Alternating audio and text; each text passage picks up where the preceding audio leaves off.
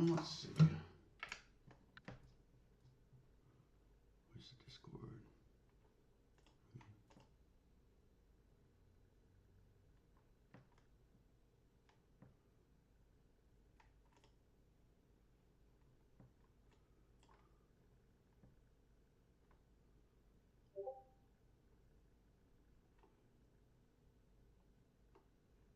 Anybody on? Let's see. Just pull up the Discord. Sorry. Hey Sam, what's going on? Good morning. Good afternoon to you. How's Michigan doing? I don't really follow sports much. I think there was a World Series, right? Houston won. Did they cheat?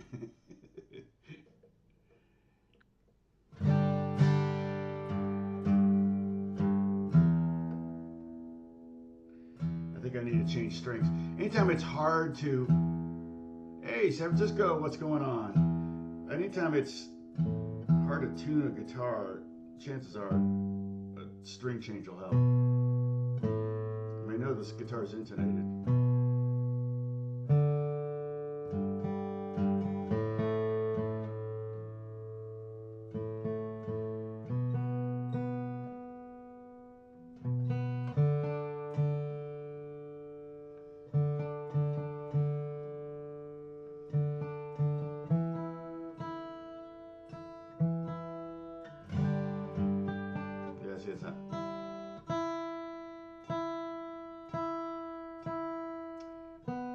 It's an old Chinese song called Tuning. A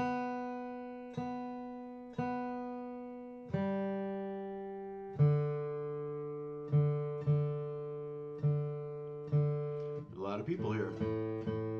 Paul, what's going on? Good morning. No, Michigan's 9-0. Okay, all right. They still can't beat anybody, the worst team in the SEC, though, can they? So Liberty College is, what, ranked 23rd.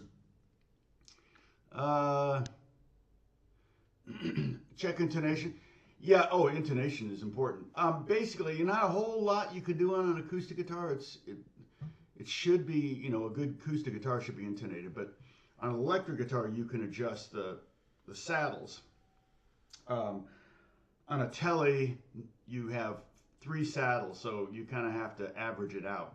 But basically, when you check intonation, the basic thing you can do is hit the harmonic at the 12th fret and hit the note at the 12th fret, and they should be the same note.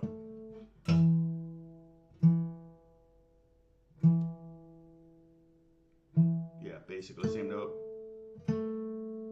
It's a little sharp, and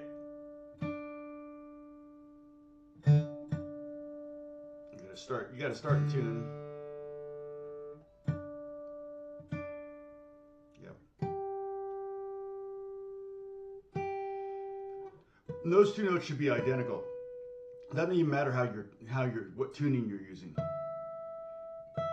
You could be completely out of tune, and generally, unless your strings are really low, really loose and tuned really flat, these 2 notes should still be the same.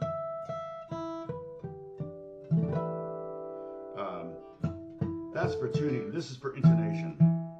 Harmonic, fret, harmonic, fret, harmonic at the 12th fret, fret at the 12th fret, harmonic at the 12th fret, fret at the 12th fret. Peroni, what's going on? Jeff Hyde, good to see you. Peg tuner, Turner. Yep.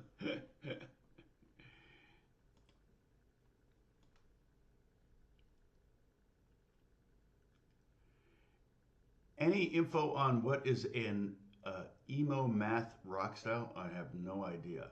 I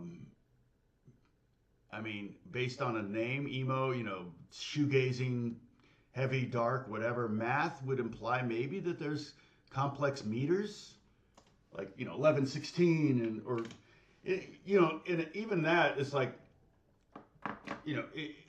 I did a whole movie. And the whole movie, I did a whole movie where the meter for every song, what was it? Was it 7/8? It wasn't 5/4. I think it was 7/8. It was hard at first, but after 2 days in the studio with an orchestra,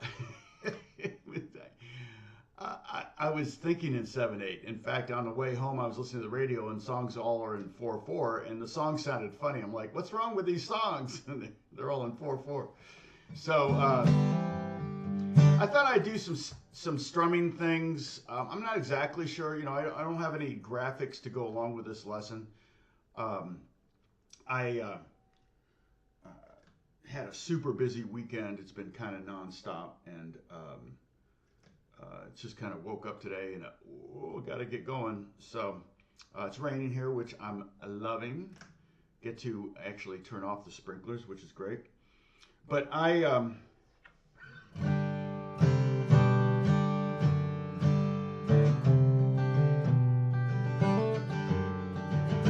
so hip hop strumming groove is kind of like based on the boom boom ka boom boom pa. It's kind of one and kick is boom boom boom boom boom boom boom boom, and it's a parody almost of a hip hop. It kind of goes back to the 90s. It was very, very common groove in the 90s, and 90s folk music and alt folk and things like that. What was her name? Sean Colvin. It's that kind of vibe. But it's a real good vibe to have in your arsenal of grooves, and so that's why I want to talk about it. But so we'll break it down. I need help on how to choose the correct strum, mainly for accompaniment. Yeah, I mean that a lot of times tempo will have an effect on that, right? Now the standard folk groove, which we've learned and talked about many times before, is the 1, 2 and 3 and that one can be played at every tempo, so that one is very, very transferable. You could.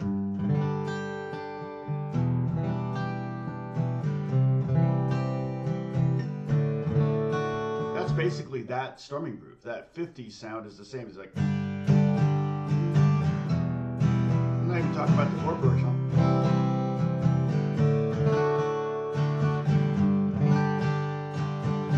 But in bluegrass, it's.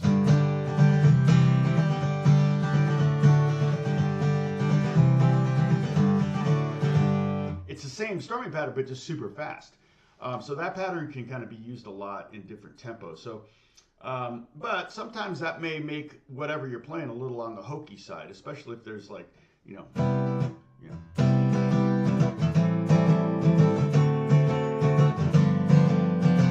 don't know. It may just sound a little too. It's also kind of a good Dixieland banjo strum, and it may make it sound too Dixieland or kind of hokey. So you need to definitely have some other strumming patterns, finger picking patterns too. But if you're in a coffee shop and you got a singer and you're doing finger picking patterns, it may not cut through. So that's why you kind of have to gravitate towards strumming.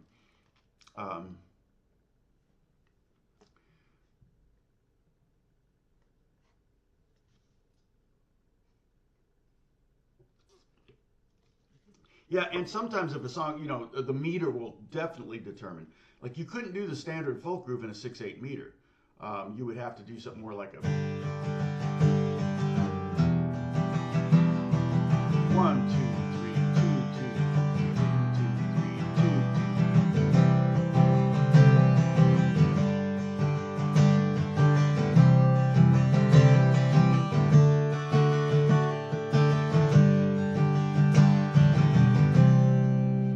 And so 6/8 is going to be definitely require its own set of grooves.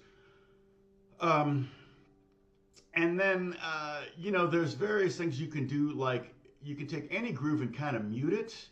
And if you're going to do a lot of muting, you're probably going to want to do like this groove. It'd be like.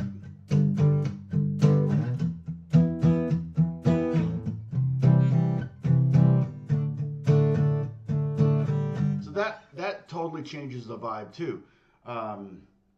So yeah, and I don't have like when I'm doing strum grooves, a lot of times it's based on what the drummer's doing. But if it's just you and a singer, you're kind of the drummer. You're the whole rhythm section. So yeah, that's definitely. And then if you're writing a song, you maybe want to try to flip things around. You know, like we learned Wonderwall, right? Was that?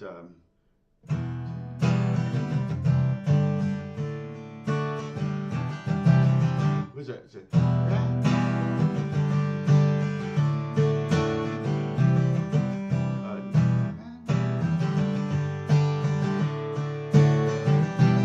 I mean, that's kind of the hip hop groove to what he's doing. What is it? Look at the chord.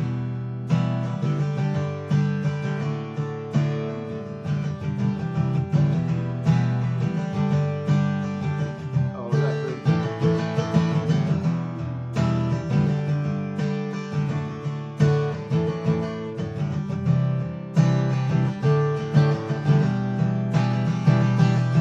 It's got those two upstrokes that really give it that accent. And that's the hip hop groove we're going to be talking about. Boom, boom.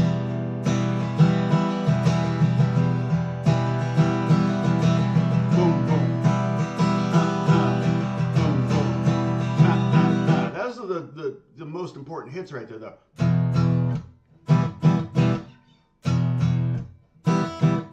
And that's hard. That's not a natural groove. And your temptation is to do downstrokes on those upstrokes.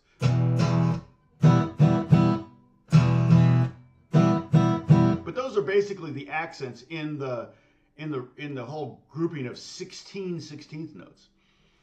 So we'll talk about that in a second too.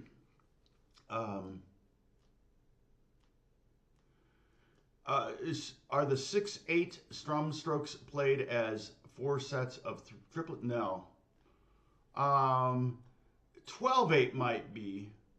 And so the problem with playing triplets, 6/8 is just usually it's called a triple duple, but you usually subdivide it by 16th notes. So like.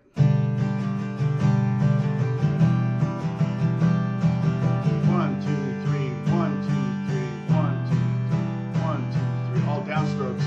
Just play a G chord. 2 3 1 2 3 1 2 3 accent every third one, so you know where the duple is. Okay, like I said, it's a triple duple, so it's a 2 count. You count 1 2. You know, this is why you kind of sway to 6/8 like this, right? Saturday night, part of our long Saturday and Sunday weekend, Alex and I went to see Travis, the band Travis, in Los Angeles and downtown, and they played their whole Invisible Band record, which was one of our favorite records from back in 2000, 2001. And they're Scottish, and they actually, it's funny because one of their songs, their biggest songs, was he basically was learning. Like, he learned Wonderwall and he just stole it. He basically kind of reorganized Wonderwall and turned it into a new song. And then they were touring with Oasis, and Noel told him, "Oh, I like that song, nice chords." And it was like, oh, geez. And then so they did the song, and then in the middle of the song they did Wonderwall, and then they went back to their song. I can't remember what song it is, but pretty funny. I actually hadn't noticed it. That vibe and that progression and that sound was so, you know.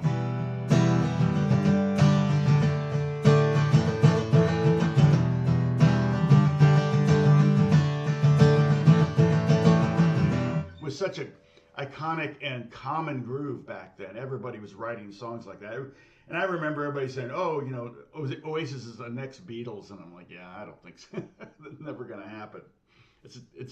It would defy the laws of physics for there to be another Beatles. It just wouldn't happen." And yet Taylor Swift had what, all top 20 or top 15 of the Spotify spin positions, but that happens every time some major artist releases a record. When Drake releases a record, you go to the Spotify top list, and it's like all the top 10 are all songs off the Drake record, because people are just listening to the whole record, which is cool in some ways, because that's how we used to listen. You know, we used to listen to records. We used to listen to the whole album, both side A and then side B. So it's cool. It's encouraging that people are listening to an entire record like that when it comes out. I'm not a huge Taylor Swift fan, but they you know, when you make a record, you put a lot of more important back in the day. You put a lot of thought into the track order. I don't know how much is thought about today in that regard. But because people are just going to pick and choose their favorite tracks and put them in playlists, and that's how they listen to music. But it is kind of cool when if you're conceptualizing and you have a flow to a record. Now, keep in mind the on albums they almost always put the last song was a ballad because sonically the grooves couldn't be deeper or something. There couldn't be. Something about it that they couldn't have the impact of that you would want to use on a fast or more mid-tempo song. So they would put the ballads at the end of the record because it was sonics, you know, the physics of, you know, analog recordings and sound and you know, stereo grooves and everything like that on a record. On an album, vinyl, you know, basically, you know, would change as the needle went across the record. So, fascinating. Sam, let's see. I joined a. Oh yeah, Greek music will do a lot of different things. Oh, 9/8. Yeah, it depends. You could do You could do a 9/8 or 9/4, which would be alternating between 4/4 and 5/4, and that would be totally different. That you might count something like 1 2 1 2 1 2 1 2 3 1 2 1 2 1 2 1 2 3 1 2 1 2 1 2 1 2. You would subdivide it. It's like say 7/8 you can just subdivide as 1 2 1 2 1 2 3 1 2 1 2 1 2 3 1 2 1 2 1 2 3. You know, and you'll hear a lot of prog songs like that. 9/8 could also be done as a triple duple. I mean a triple. So 9/8 could be like.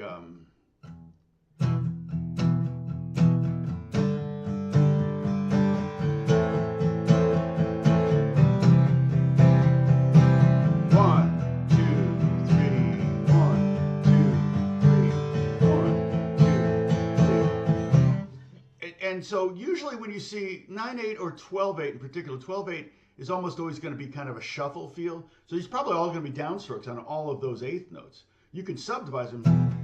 You're going to be like.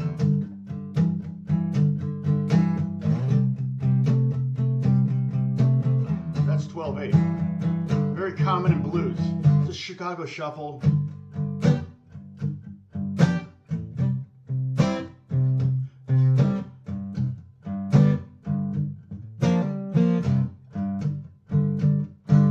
Kind of songs, technically they're in 12/8, but you could also say it's in 4/4 with a swing feel. Okay, so you can think 1 2 3.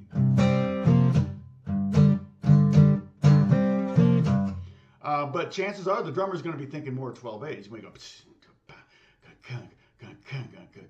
He'll be subdividing those quarter notes into triplets. So that would be a 12/8 feel. But 6/8 is more of a Celtic thing. So you think of it as more of a. You know, you could do 6/8 as.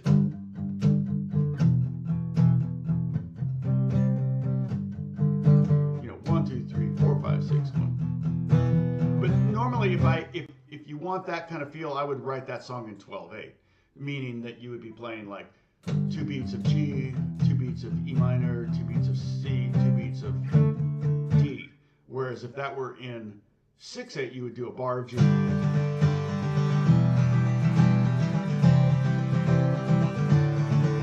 So yeah, there's definitely typical ways that meters are played. Like you know, Dave Brubeck almost created the 5/4 feel. What was it? Let's see.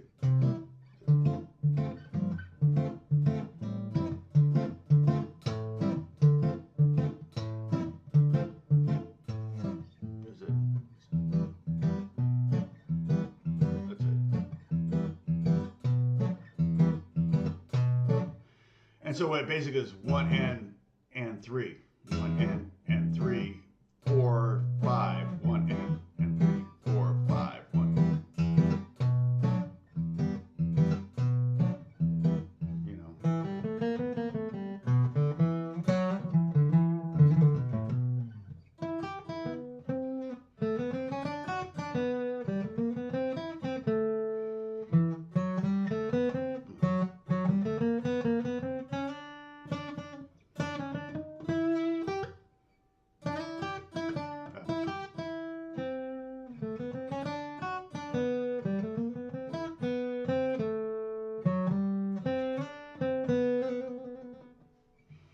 Yeah, so Brubeck, that you almost always think of almost 5/4. You almost just naturally go boom da boom da bam bam boom da boom bam bam. You know, in some ways that bam bam 4 or 5 helps you keep track of where the heck 1 is. You know, but 5/4 doesn't have to be played that way. But that's not a very common. You know, I don't know that I've ever written a song in 5/4. I'm sure I've written songs where I've added a 5/4 bar maybe. You know, sometimes you do that. Like if you're doing something, let's see if I can do it though. 2, 3, 1, 2, 1, 2, 3, 4, 5. You know, if you just want a chord to hang a little longer, you might call that a bar of 5/4. 1, 2, 3, 1, 2, 3, 1, 2, 3. Oh, I see you go 1, 2. Oh, 1, 2, 3, 1, 2, 2, 1, 2, 3, 1, 2. Yeah, that's a canarios. Oh, and then you're doing 1, 1, 2. So you're going 1, 2, 1, 2, 3, 1, 2, 3, 1, 2, 3, 1, 2, 3, 1, 2, 3, 1, 2, 3, 1, 2, 3, 4, 1, 2, 3, 1, 2, 3, 1, 2, 1, 2. Yeah.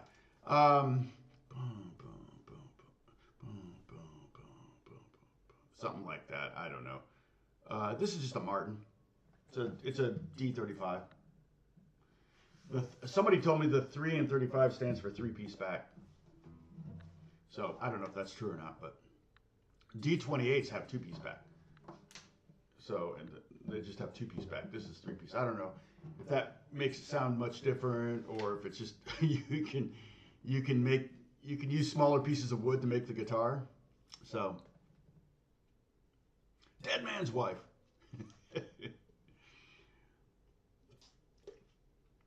What's going on? You're new. I mean, I would have remembered that.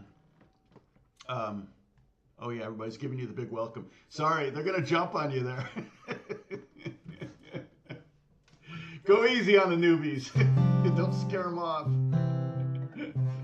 We want to catch them. We don't want to. I'm just kidding. Unsquare dance for ridiculously hard. Oh yeah. There's some things like that just like, whoa, where the heck is 1?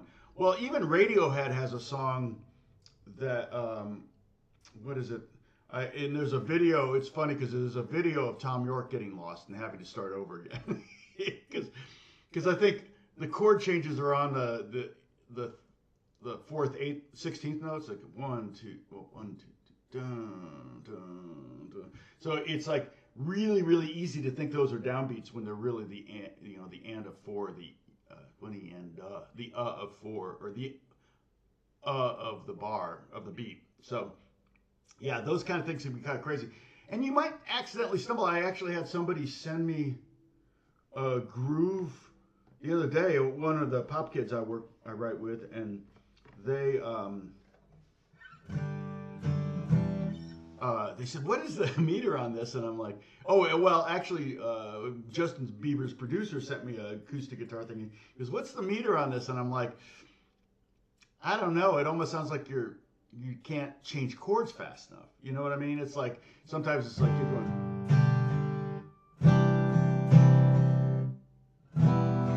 It's like, is that intentional, or are you accidentally dragging? It was kind of one of those things. So, and I think I found what he was going for, but I'm not sure. I can't remember. It was a while ago. So, Pedro, what's going on? 7-8 years ago.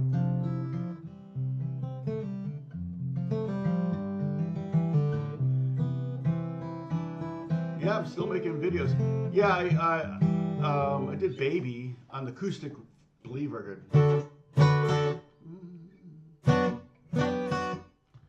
That was funny because originally Dan Cantor had done the groove, and it was more like a.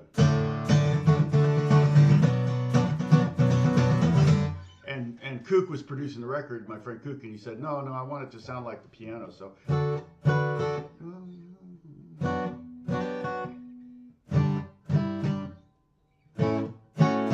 So I kind of found the best voices I could find for that. It's hard to do with a beat bass note, but there was a bass player, so I didn't really need to.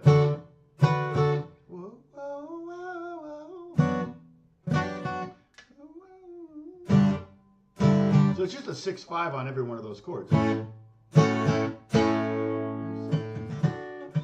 Anyway, so yeah, that was the only song on that record I arranged, but it wasn't even that much of an arrangement. It was more of like a takedown of the piano. And that, yeah, and that wasn't, well, once it got going, I'm not sure if I played a groove or not. I wouldn't call that a groove. I would call that a part, you know what I mean?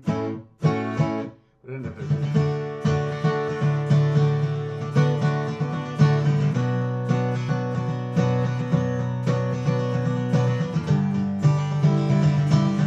and that's really just gravitated towards there is what I would call the hip hop groove. So the hip hop groove is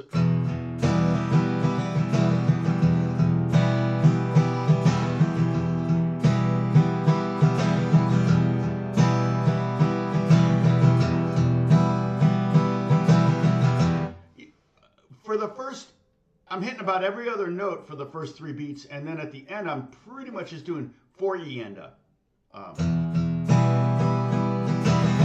Like that, 4E enda. So the way you can count 4 beats, you can go 1, 2, 3, 4, 1, 2, 3, 4. That's standard 4/4 time. You can subdivide that into 8th notes. You go 1 and 2 and 3 and 4 and 1 and 2 and 3 and 4 and.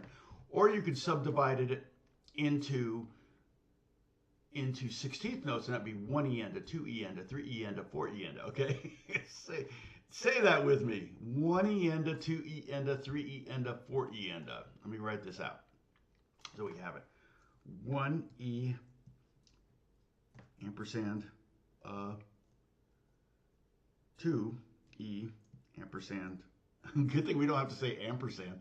1E ampersand, that would be, oh, the 335, yeah, the initial price on a 335 was $335. The 125, I guess, was 125. Isn't that crazy? E, sorry, and 4E, and is that right? Make it smaller. So that's basically how we're going to subdivide. You want to subdivide, which means now if you're playing the 16th notes, you're going to be playing downbeats on the 8th notes. So here's standard, just 4 strums would be 1, 2, 3, 4, and you'll notice every time you're going down, you got to come back up, unless you do like a Pete Townsend thing, and then you only have to do downstrokes. You never have to play an upstroke, but you have to go really fast to get 16th notes. Well, it depends on the tempo, I guess. But okay. So 8th notes, generally, if you're playing at a fairly good tempo, like the standard folk groove I was playing, you know, then the ands, those ampersands there, those ands would be upstrokes at a slower tempo. 1 and 2 and 3 and 4 and 1, 2, 3 and 4 and 1 and 2 and 3 and 4 and 3 and 4. Okay? But if you're doing 16th notes, you're gonna have the 8th notes are gonna be all downstrokes. They're gonna be 1 and 2 and 3 and 4 and 1. So you might want to start with that. Just we can play an E major chord and just do downstrokes, but 1 and 2 and 3 and 4 and again, no matter what rhythm we do, you want to keep your arm moving. So if we're going to play a fast 8th note groove, we're going to have upstrokes on the and of the beat, like that.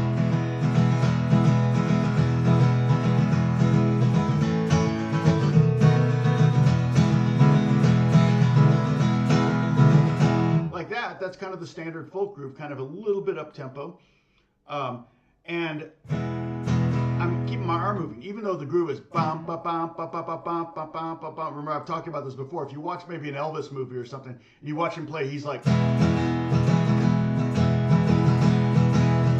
he's only moving his arm when he needs to hit strums, and if you've got 6 strums in a bar, that's not necessarily a problem. But what if you had 7 strums? What if it was down, Oh, dun da da da da. Let's see, dun da da da da da da dun da da da da da da. So like that.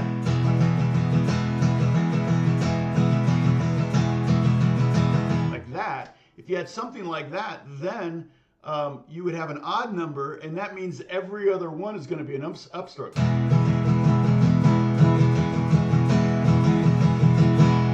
And you're never going to know where one is. You're going to be like, "Where? I'm lost." So that's going to be a no-go. You want to keep your arm moving, all right? Now, here's another thing you can do. If you want, you can sit down and with eighth notes, okay, so 1 and 2 and 3 and 4 and, you can sit down and just kind of come up with a bunch of variations, all right? So let me do another text thing here. So straight eighth notes would be 1 and 2 and 3 and 4 and, right? So those ands would be upstrokes, particularly at a fast tempo. But if you're preparing to do a 16th feel like this one down here, then you're going to want to do those all the way downstrokes. Here's a little trick too. This is a great trick. I use this all the time. Say we're playing a song, and it may be an up-tempo song, but say I'm playing a song and so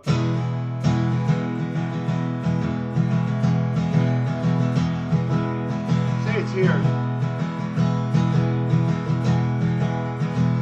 If I wanted to suddenly do like a 16th in there, I'm going to have to shift at some point to downstrokes instead of down, up, down, up, down, up, down, whatever.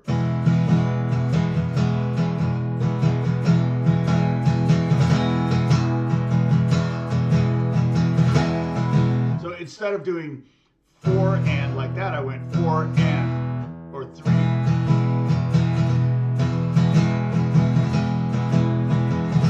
You know, if you want to get that kind of that energy into the downbeat, you can do something like that, but you're going to have to change up at some point. But so this is that right there, that 1 and 2 and 3 and 4. It's just this. And Peroni, this kind of, I think you were the one that asked the question about how do I determine what's the best groove? Well, what you can do is you can sit down and kind of come up with a bunch of different grooves and then experiment with them and see which one you like the best, which one feels the best for that song, for the tempo, for the chords. If you got hard changes, if it's, you know, if it's bar chords, if you want to use bar chords for the sound of bar chords, you might have a different, you know, than if you were like playing a C chord. So, you know, sometimes the song, you know, the harmony will determine kind of the vibe. And the vibe is kind of another way of saying the feel or the groove. So now the folk groove, let me show you how I might notate that in a non-musical way, okay? So, so I might go 1 and then nothing on the end of, so you don't play that. And then we go 2, dun, dun, dun, and then you play the and. But you don't play 3. It's hard to do. But you play the and, 4, and. That would be what I call the standard folk groove. All right? So again, the ands are upstrokes. And that's not unusual to go 1, 2 like that. Sorry, this is right in the way of my hand, isn't it? Put it over here by the coffee. Oh, nope, the coffee won't. I'll move the coffee. I'm going to put it right here. I'm going to make it smaller, though. All right.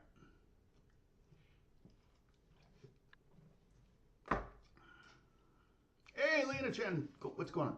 So that groove on the bottom there is just 1, 2, and 4, and. Not natural when you first learn it. Eventually, once you have it down, it doesn't take long. You could get it down in a few minutes. But once you have it down, you have it. It's kind of one of those things like, you got it, you got it. And that I call that the standard folk groove. That's just my name. It's not official. If you Google that, you probably won't find anything but my videos. And a standard folk groove. But it's like it's Peter, Paul, and Mary. Bob Dylan kind of used it. Not enough that I could do a video on. Here's Bob Dylan's favorite strumming groove. Yeah, exactly, Peroni. And I always use that. analogy of a metronome, you want to keep your arm moving. If you notice, a metronome goes like this, click, click, like those, you know, the old-fashioned metronomes. And that's what your arm is. 1 and 2 and click, click, click, click. And 2 and 3 and 4 and you can practice missing strings. 1, 2, 3, 4. Because it's the strings you miss are as important as the strings you hit to create a groove, because you want to have space, and space sets the bottom groove away from the top groove. So the top groove is just, and if that was the groove, if that was the feel I wanted, and that's a totally legitimate feel, okay? But generally, if I'm going to play solid eighth notes, I'm going to use all downstrokes. Check this out. So it might be, right?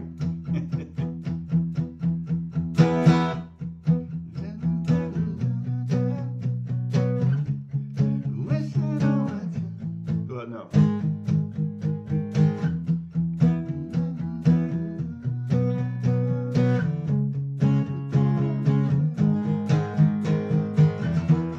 But that, yeah, you know, an eighth note feel is such a great feel. It's very,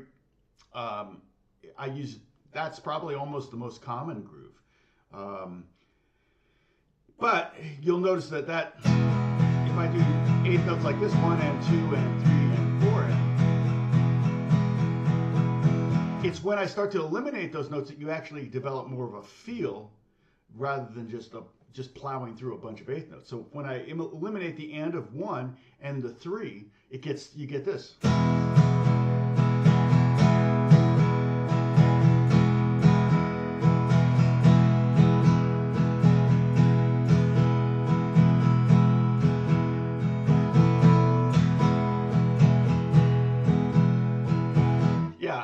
Yeah, singing, when you add singing in there, remember my trick about singing a string for harmonizing, coming up with harmonies on the fly.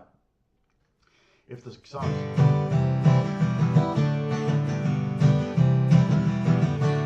if that's a song,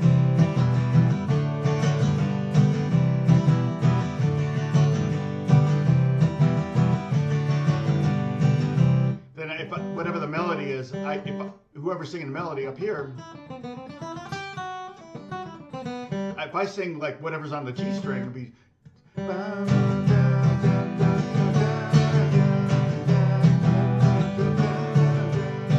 it's gonna work, no matter what the vocals.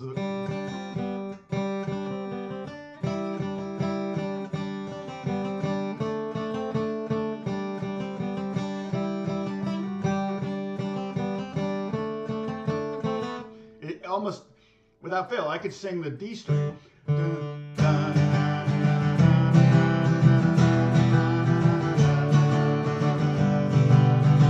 That'll get you through, you know, at least get you started on a good harmony idea.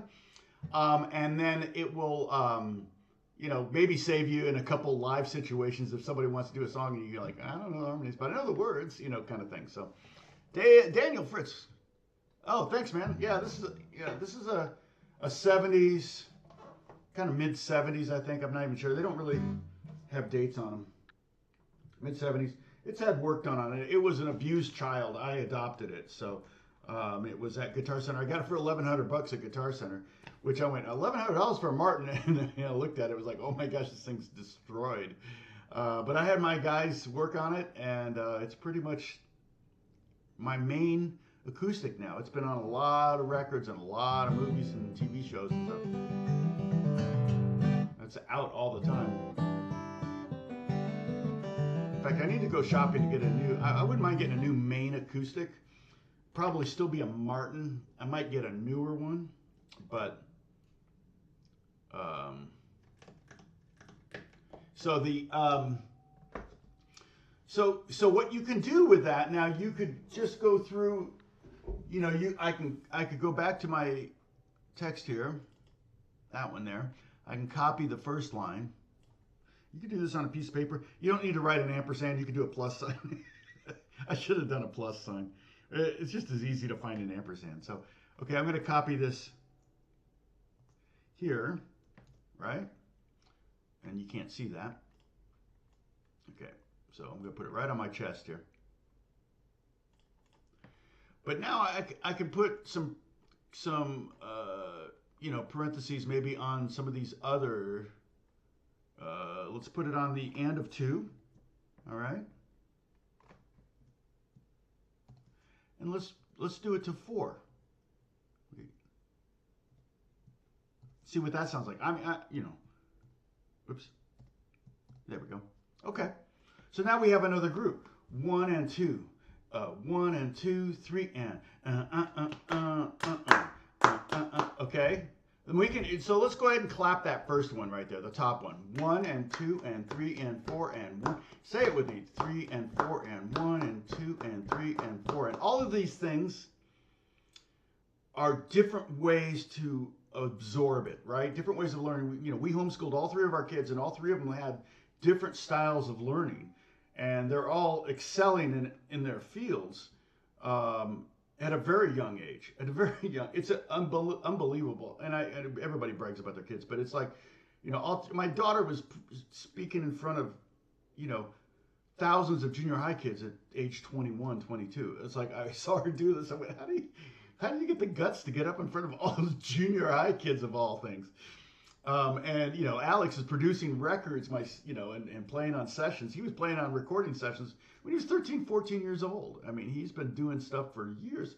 And my son Jack, you know, worked at JPL and while he was in college at Jet Propulsion Labs, designed the Mars arm that's going to pick up the samples and bring them back to Earth. And now he's working at Northrop. So, I mean, you know, it's like when you teach someone to the way they need to learn how to learn, you know, with the way they learn. And I didn't have this. Like, I'm an idiot. So I was like, I could never get school. I remember starting school, and that first week, maybe the first 2 weeks, I'm like taking copious notes. And like, this year I'm going to do great. And within 3 weeks, I'm already behind. I'm like, I can't learn. Like, if you tell me to memorize stuff, it's not going to happen. Or if you're just telling me, if I could take something apart, put it back together again, take it apart, put it back together again, or approach it by inventing it, you know, like, oh, I invented this or created this, or this wasn't, you know, I can learn anything. And so that's kind of what we're doing here is when we're saying 1 and 2 and 3 and 4 and we're clapping, you got that physical thing so you can feel it. You're hearing the 1 and 2 and 3 and 4 and right, and then you know, you put music to it, and then it brings all these other elements in. So that's really what's good. Oh, hey, Alan. Oh, Alan Floyd. Hey, it's been a while. Good to see you. Hey, Sebi. No, you're not late. We're still kind of touched on it a little bit. Lena, God bless you. Thanks a lot. Did you have a question in particular, Lena? Because I'm happy to answer that too. But okay, so now the next groove down there is 1 and so it's 1, 2 and 3, 4 and 1, 2 and right. 1, 2 and 4 and 1, 2 and 4 and.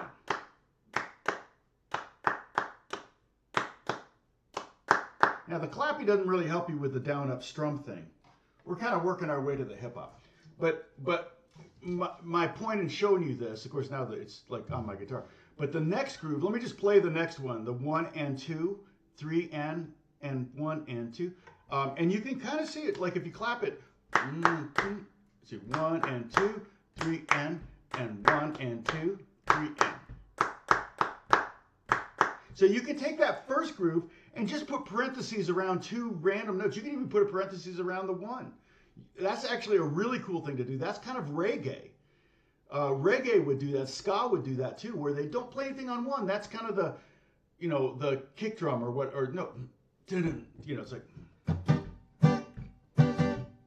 1, 1, boom. Kick drum might be the only thing on downbeat on 1, and 1 is the downbeat. Okay, so that groove there, the bottom one would be like.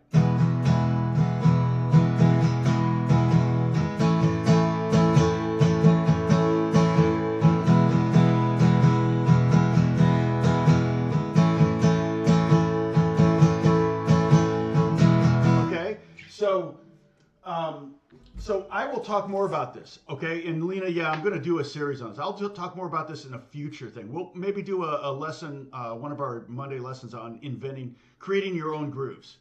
But you can do that right now with those simple eighth notes, 1 and 2 and 3 and 4, and just come up with all the variations you can come up with. All right? I could put a parentheses around everything and just play 1, because that's what we call football, okay? So you're playing a song. You want to break it down.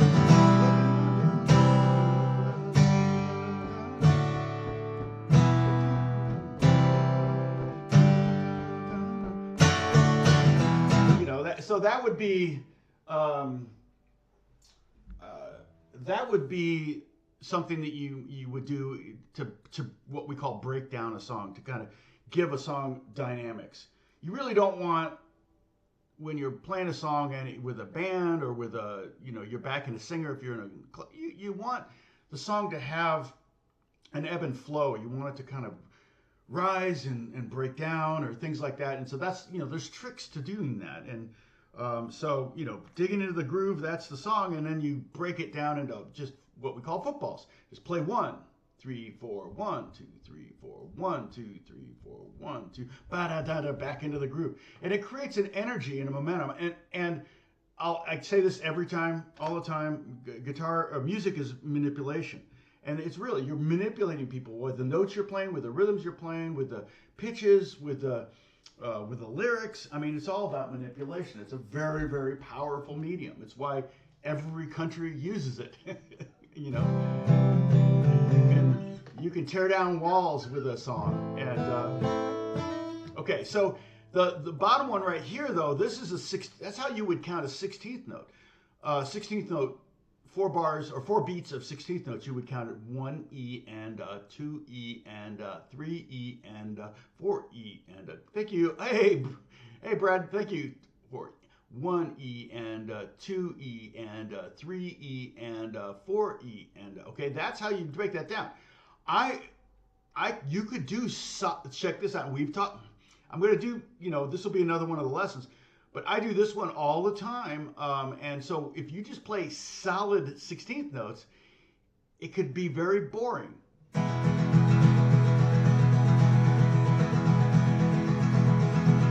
where's 1?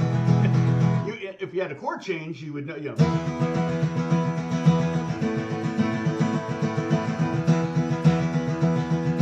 But if I start to accent different beats, like if I go kind of every 3rd beat there, I create what I call the free range groove.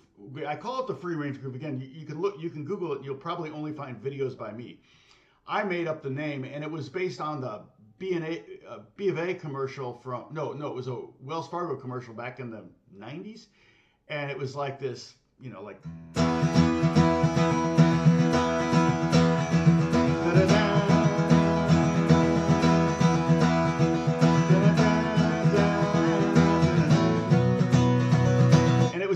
Wow, that's a great feel.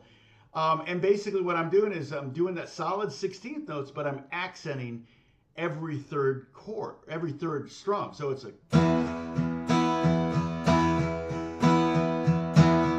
then I finish it off either with a big hit on 4, or I hit 4 and the end of 4. So by accenting, I'm just hitting the strings a little harder. And you can practice accenting just 1 if you want.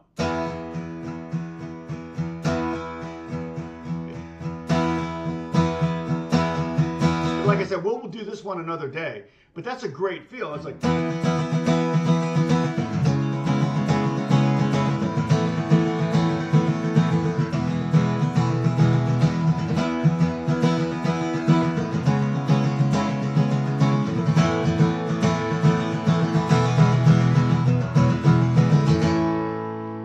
And so we'll do that maybe next week or in a couple weeks. Yeah, it's very Who sounding now. It's like.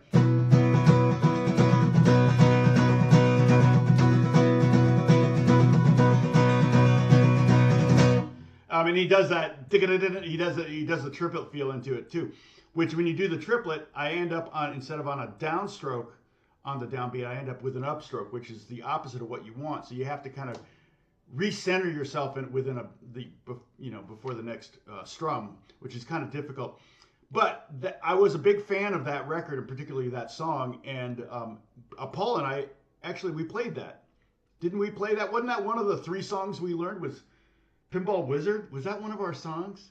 Paul and I were in a band in junior high. So Paul Meyer. I think Pinball Wizard may have been one of those songs, and that was that groove. So it was kind of like I forgot about that groove, and I'd always thought about it probably because of Pinball Wizard. I always thought of that as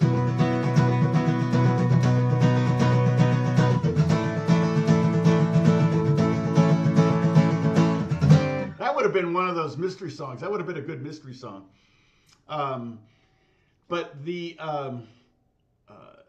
I probably forgot about that groove, and then when I heard it on acoustic guitar, and I think it may have been even like a drop D thing, or it was like a big E. It was a big E chord kind of thing on that Wells Fargo commercial. It was like, oh man, that's a cool groove. I'm gonna have to add.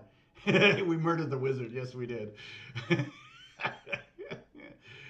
And so I think Paul, you posted a screenshot of my handwriting from then when I was writing out the flute part for you. That was really the Mellotron in Stairway to Heaven, if I'm not mistaken. So we didn't have a singer. Nobody sang though. Did anybody sing? I don't remember. Maybe I sang. I don't remember. That would have been tragical. Okay, so but to be able to do this hip hop groove, we've gotta go to a 16th note feel. All right. Now, if I were to do the parentheses thing to that right here. Okay, and meaning I'll put in parentheses around beats we don't want to hit.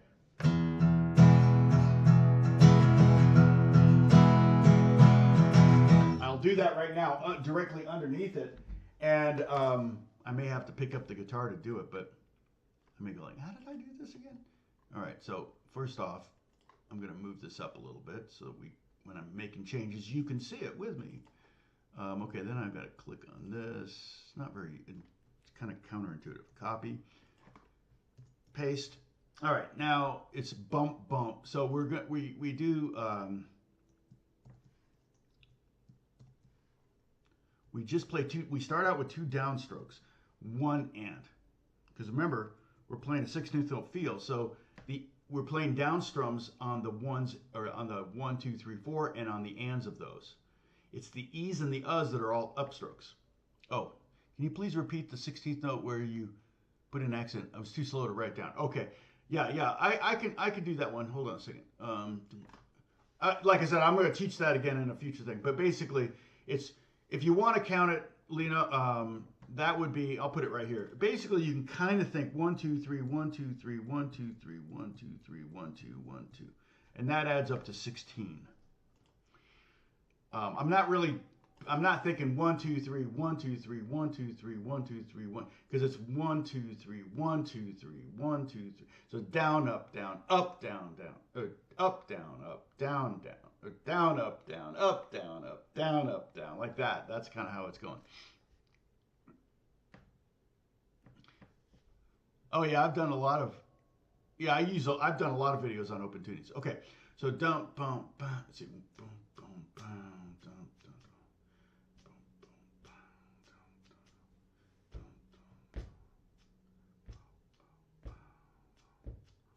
Okay.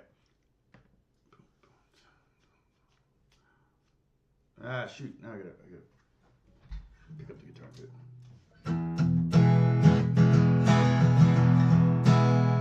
So it's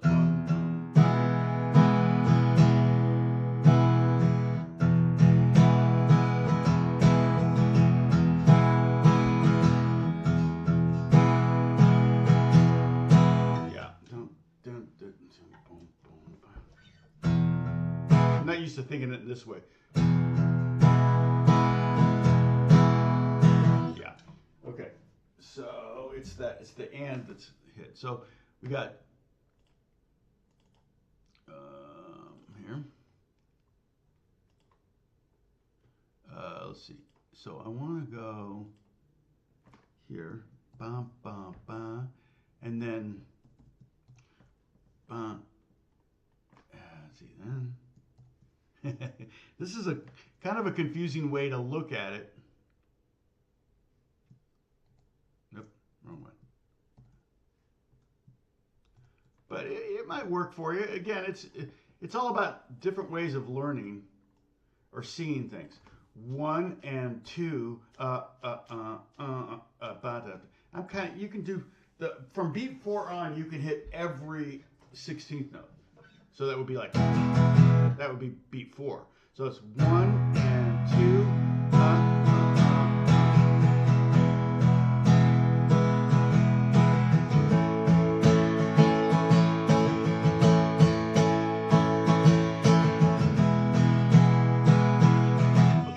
So let me just show you what's going on here. The 1 and is like the kick. Boom, boom, ka. Okay? The 2 is the snare. Boom, boom, ka. That's a really common pattern. Boom. All right? Let me I can create it in on a drum beat here.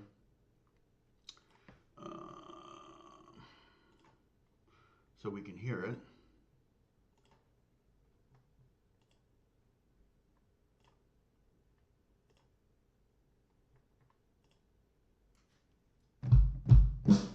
Okay, so there's our first.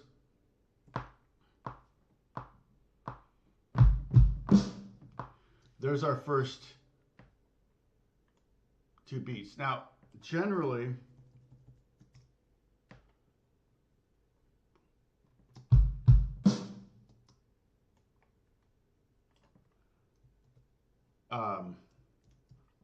I'm just going to put a hi-hat on every beat here.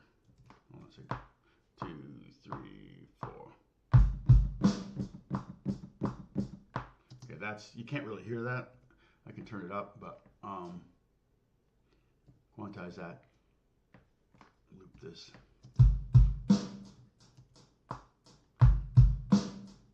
Hear the click.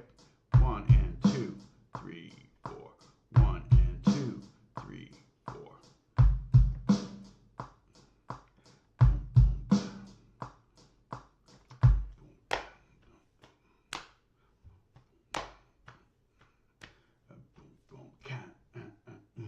And then the next kick is on the end of 3.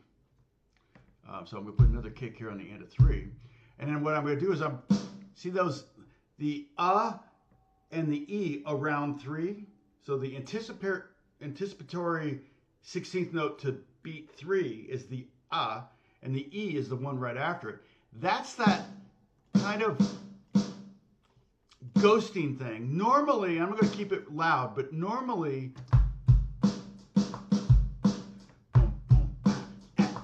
hear that?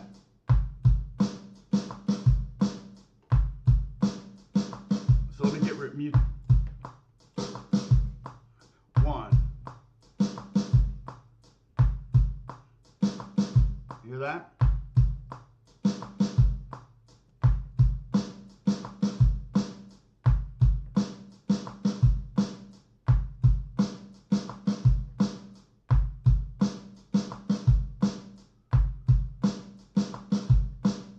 So that's the groove that basically I'm imitating.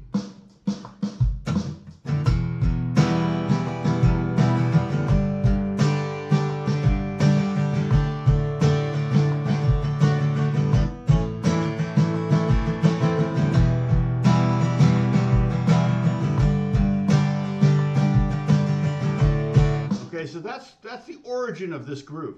Now, the way I'm playing it, all right, to get down to brass tacks here, is I'm just basically like, play the E chord. Just sit on E chord, or yeah, E makes the most sense, I guess. I'm hitting the bottom string. You can hit the bottom 2. It doesn't matter. Just get the bottom string, and if you hit 2 or 3 strings, it doesn't matter. But it's kind of like you're getting this kind of like boom boom because it's the kick drum. You know, you don't need to hit all the strings. You want there to be some dynamics even within the measure. Okay. And that way, when you hit 2, that's technically when the snare's hitting, and in this group, oops, sorry, here, okay, boom, boom, okay, and so hitting all 6 strings at that point is kind of emphasizes the fact that okay, this is a different instrument than the kick drum. You got 2 kicks and then a snare. Boom, boom, cat. Okay, so you can practice that.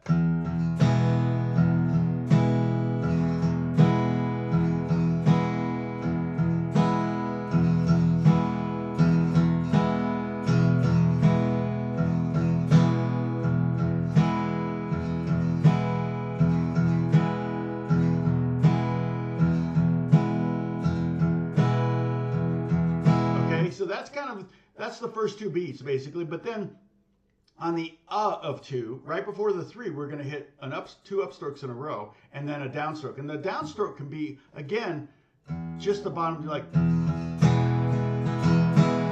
okay, and then we're going to hit a big 4. Now we don't need to, so the 2 and the 4 are going to be big strums. See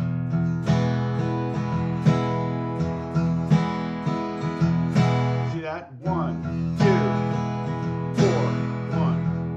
That's the typical 2 and 4 snare hit, but it's that ghosting that, again, normally, if I were to do this groove, I would take those 2 notes, and instead of having them at maximum volume, maybe I'll put them at half volume. Here's what that sounds like. That's a little quiet. Here it is, louder.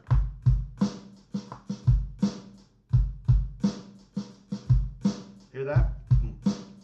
So when you do those 2 upstrokes, you don't need to strum all 6 strings, even though it's the snare drum that's hitting those notes. You don't need to strum all 6 strings. You just kind of brush the strings. So practice that with me. Make an E chord. Just kind of, just like a flick of your wrist. Maybe 2 in a row here.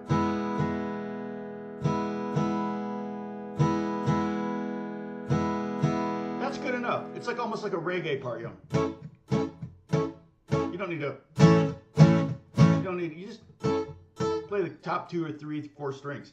So, you know, you can even miss the first string, doesn't matter. You can just make it smaller than the 2 and the 4. So, a big 2 there, and 1 and 2, and okay, and then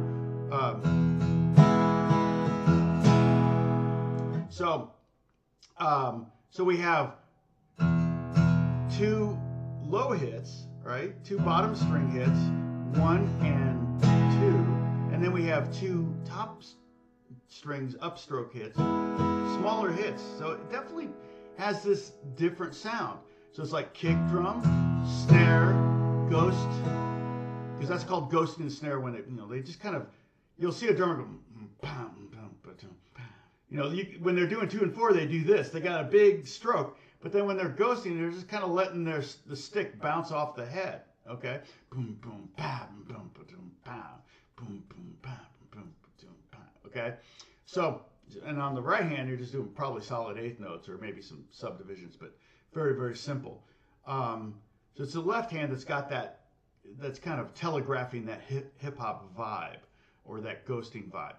And I wouldn't even necessarily say it's hip hop feel. It's just what I called it. It was kind of like stealing from R&B grooves and putting them into folk music. Okay, so just as we did 2 bass notes and a strum hit, we're going to do 2 ghost hits and a strum hit, a snare hit, sorry. Oh no, sorry, then a bass note. So down, down. Okay, that's kind of hard, but because the hardest part is making sure you don't play on the E and the and of 2. 2. So let me slow this down. Let's see. I don't know. Go to 60 maybe.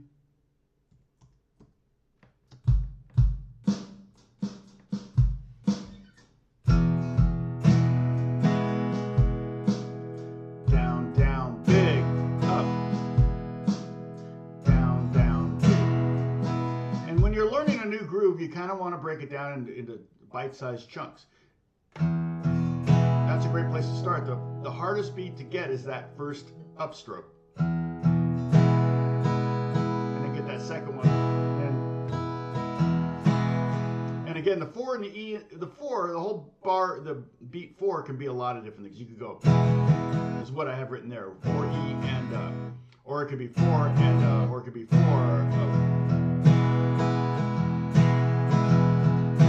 kind of dealer's choice at that point. In fact, that's might be beat 4 could be the one where you kind of vary it so it doesn't sound like the same groove over and over and over again. It's also the place you can kind of make it your own, right? But the crux of the groove is that 1 and 2 kick, kick, snare, and then the ghost up, up, down, up, kick, snare.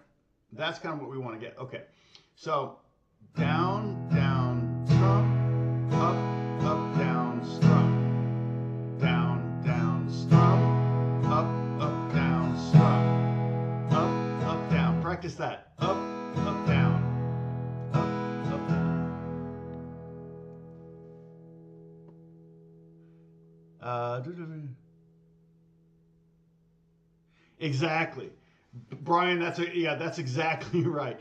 And that's why I like having a drum machine or something you can program a beat on, or you can play along with drums instead of a click. Because it's not gonna feel natural until it's second nature, right? Hey, Joseph's in the house. How's it going?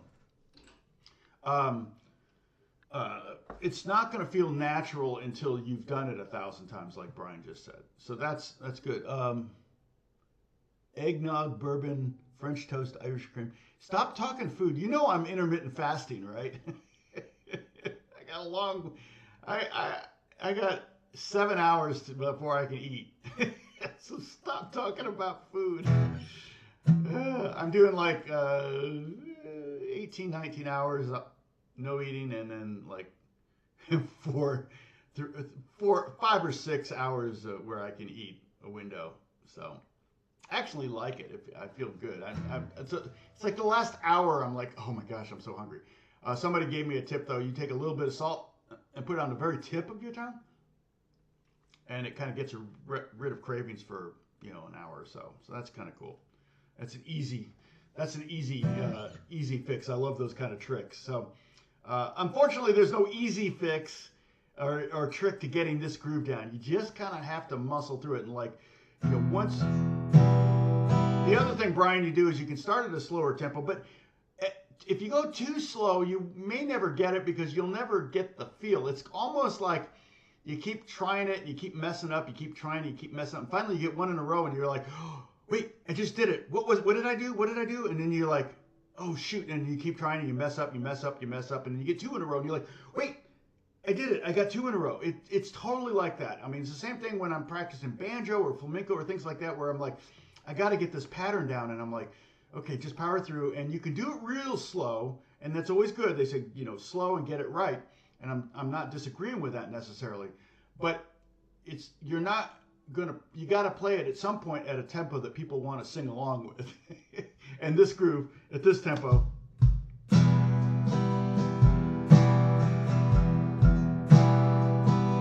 Oh, sorry, E major.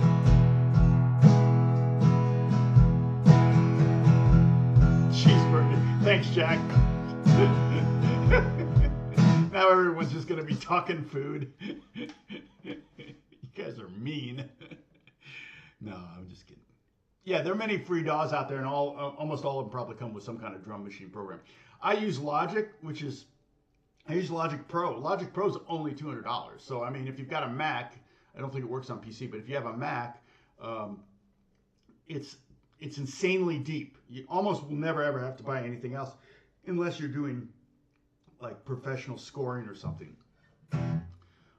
If you get it really into songwriting, you're going to start buying plugins, and that's a whole nother disease. So,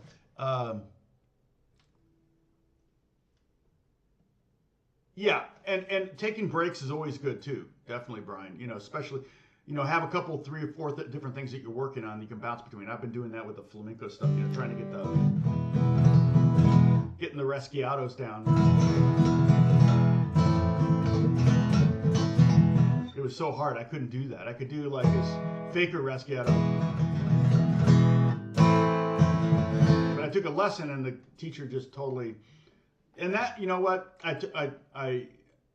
if you're really wanting to get better at guitar, taking a lesson, sitting across from someone and like having them see where you're making mistakes and what your shortcomings are or whatever, you can see them like in 3D. I mean, it's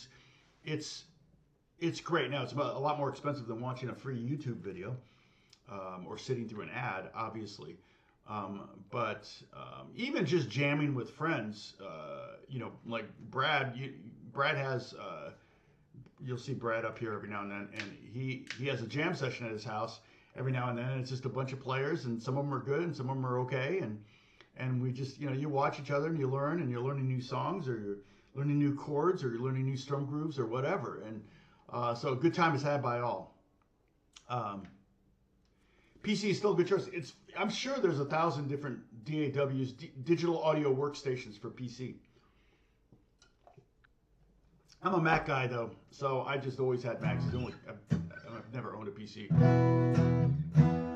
So again, this groove is down, down, down. So down, down, strum, up, up, down, strum, down, down, strum.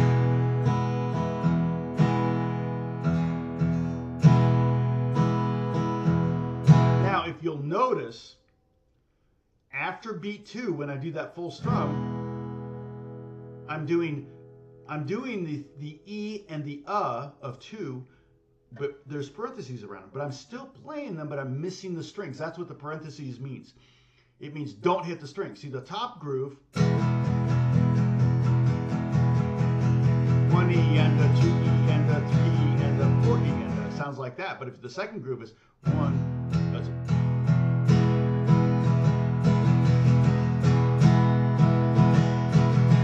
I'm just doing pure strums. I'm not even trying to think bass note or kick drum, snare accents, anything like that. If I just did pure strumming, like take this groove, like a robot, 1 E and a 2 E and a 3 E and a 4 E and I just play the next groove below that, the hip hop groove, it would sound like this. Oh, sorry.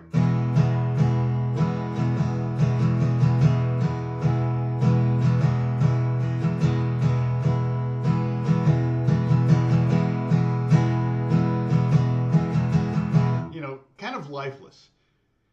It wouldn't be incorrect, it'd just be lifeless. So the way you make it a little more interesting is when you're doing the kick drum, you just kind of hit the bottom string, the bottom 2 strings. It's like a power chord. Oh, there's Brad.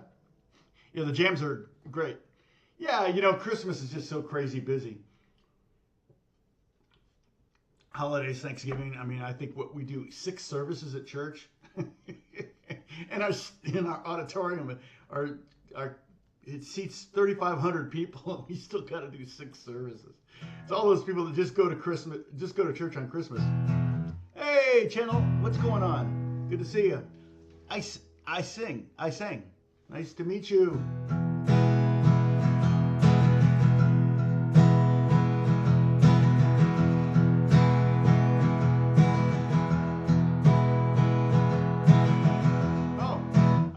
I actually accompanied a singer from Indonesia on this weekend at church. We had a bunch of different languages sung, and one of the girls that sang she sang a song, she sang a chorus in Indonesian, or whatever the language is. Is it called Indonesian? Sorry, I'm an ignorant person. I'm an American. Okay, so again, this group. That's 60 beats per minute. See how slow that is?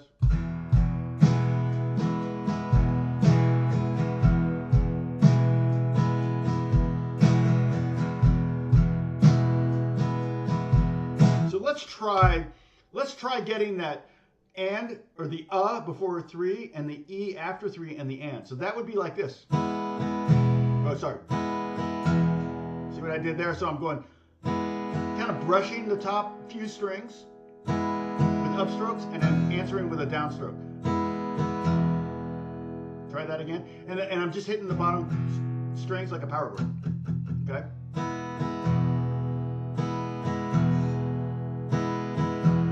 So that's the answer to this. Okay, that's the first part. And then the next part is, see that? You can practice them separately. It's hard to bring them together unless you're playing with a click or something, but because you don't want to imitate the rhythm. It's not 1 and 2. It's not like that. It's you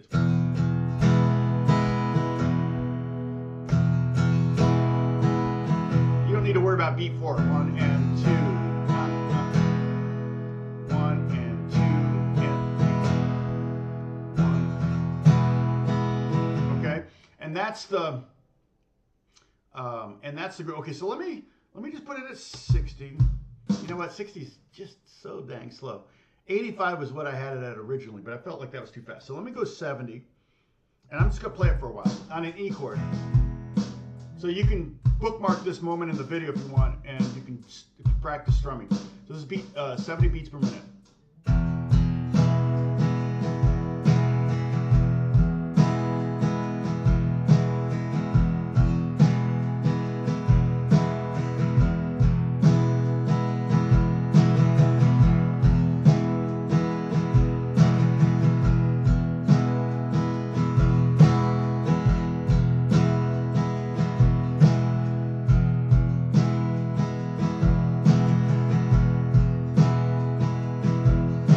Mixing up 4, doing different things on 4. I'll just play it down.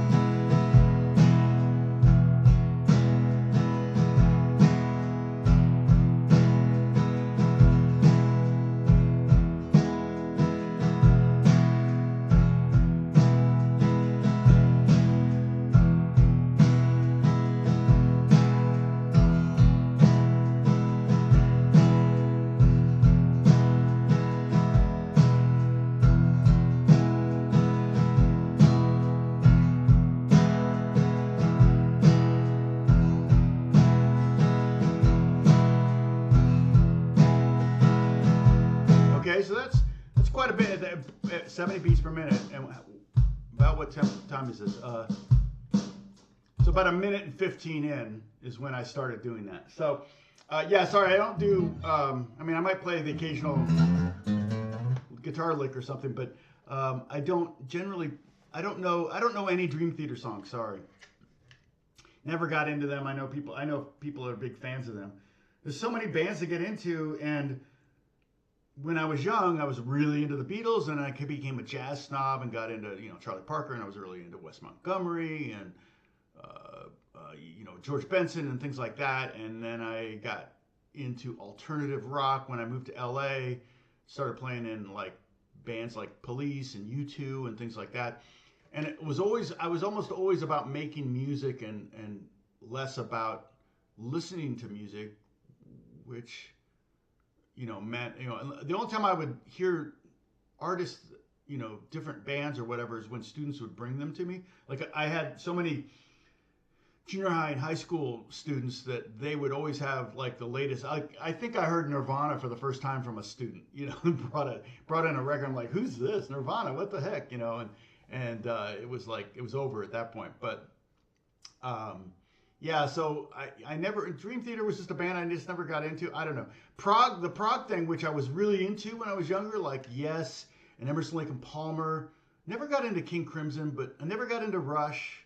But bands like some of those bands, Asia, who else did I like? I was into it, but eventually that music kind of left me cold because it was just kind of show-offy. And I just never liked to treat music like a sport. Like, somebody would ask me, who's the best guitar player in the world? I'm like, well, who knows? Probably someone you never heard of. I mean, I was a huge Alan Holdsworth fan, and he was like insane, and probably the best guitar player I ever saw in person. But, that's just something you can't quantify. It's like, who's the fastest guitar player? I don't know. They don't have contests. Maybe they should start having an Olympics for guitar players so we can determine some of this stuff. But even then, you probably would have... There's probably people that run faster than the fastest man in the world that won the Olympics that just, they don't care. Don't want to go that path. They don't want to run for a job. They run because they're trying to get to the store and back fast before the rain comes or something. So, like me going to Starbucks this morning. It wasn't very fast though. Upgrading the studio. Oh, good. Oh, nice. Tech director on a show. Awesome. Oh, you did a video on Another Day by Dream Theater. Oh, cool. Well, we'll have to check that out. See, there you go. Channel Icing. You can go to Quayle's video, and I'm not sure, Quayle, if you do, how often do you get tagged for copyright infringement, or you just don't monetize, or is it something where you have to share royalties? But the problem with sharing royalties, I know, like when it happens to like Beato or something, there's just a commercial every 2 or 3 minutes, and I'm like, I can't watch his videos. I'm tired of, I guess if I had YouTube Red, I wouldn't have to worry about commercials, but it gets to be old.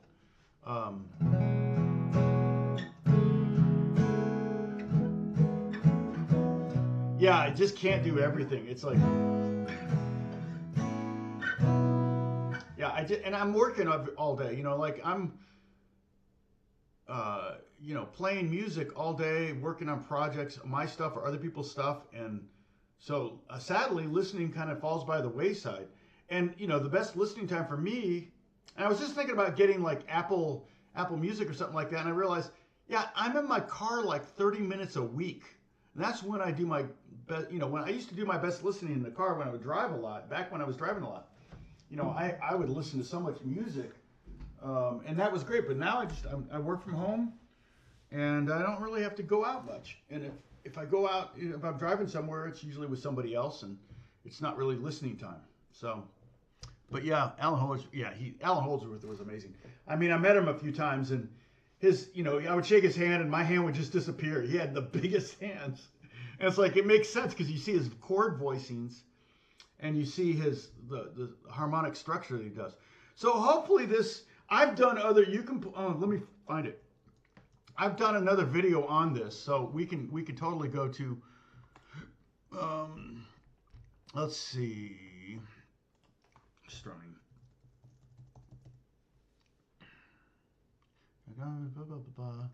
Show all. I have 28 videos with strumming in the title, probably including this one. The free range groove, did I do? Oh, the hi-hat groove, I forgot about that one. Oh, you know what? I don't know if I did the hip-hop groove.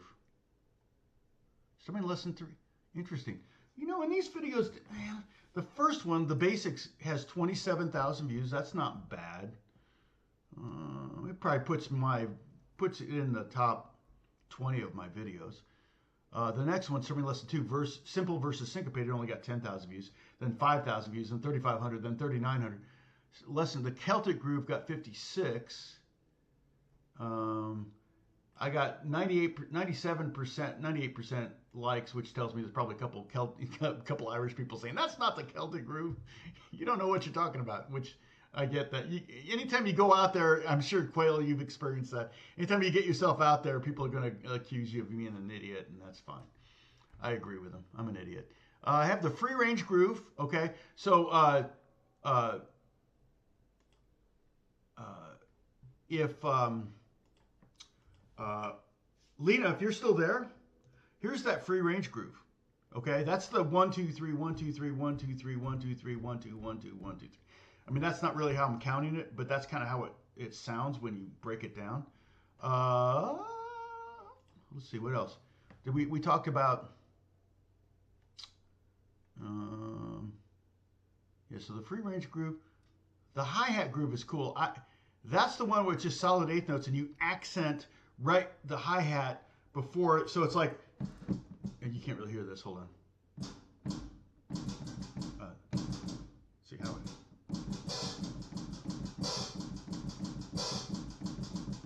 where you open that hi-hat right before the snare, and that would sound like something like this. I like that groove. I don't know why, and I don't think it's anything but,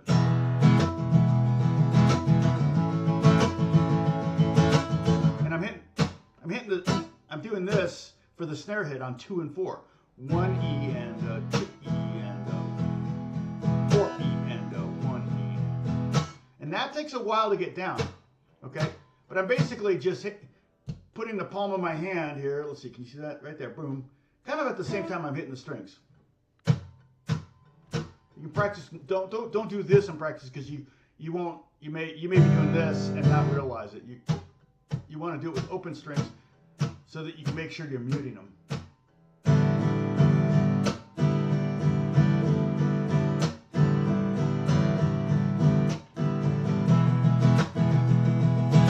For some reason I think of me and Julio down by the schoolyard.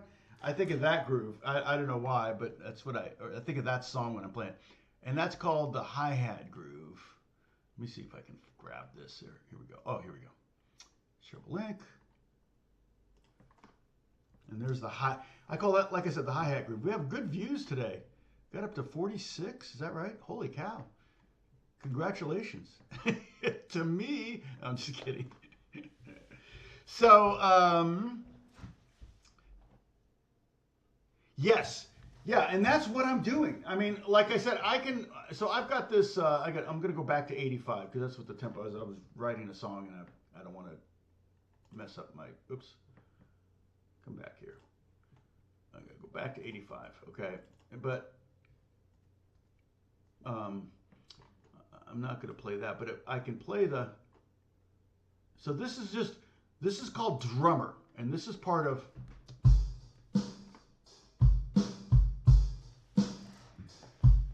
this is basically the groove that dropped in on the songwriting thing. Or I think I maybe chose it, but there's a billion variations. But I can click on okay, this is called Hotel Cafe. Okay, here's Lost at Sea.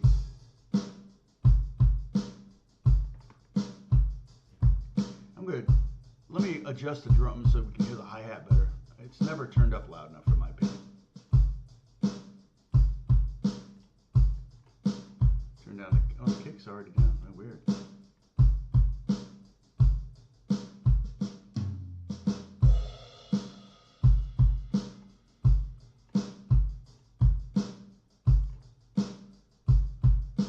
me turn down the kick some more.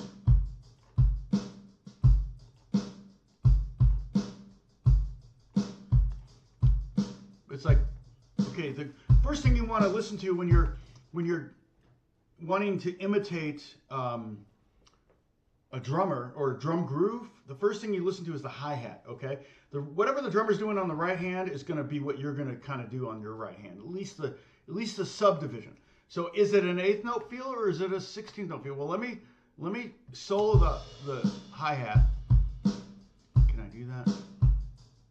Oh, I'd have to drag it down into here.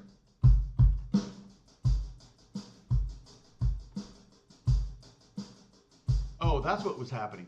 I was turning up the wrong thing. Okay. Duh, I'm an idiot. Okay. So, you can really hear the hi-hat now. Better anyway. I'm going to mute this. Can you hear that?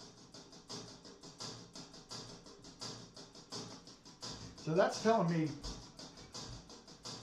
this is a whole nother lesson here, but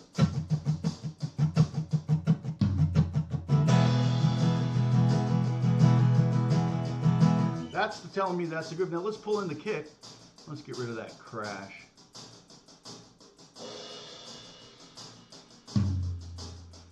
And I'm going to just do like 5.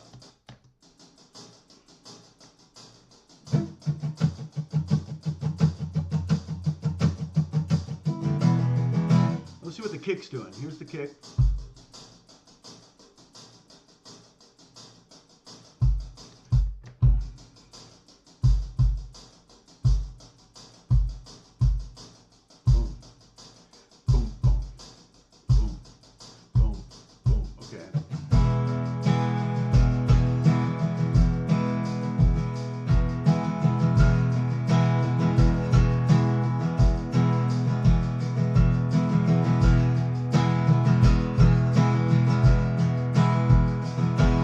So basically, if I were to kind of cull a groove from that drum beat, because the snare is irrelevant. Snare is going to be mostly 2 and 4. So I don't really, it's a kick and a hi-hat you really want to listen to. So that was kind of like boom, boom, boom, boom, boom, boom, like that. So.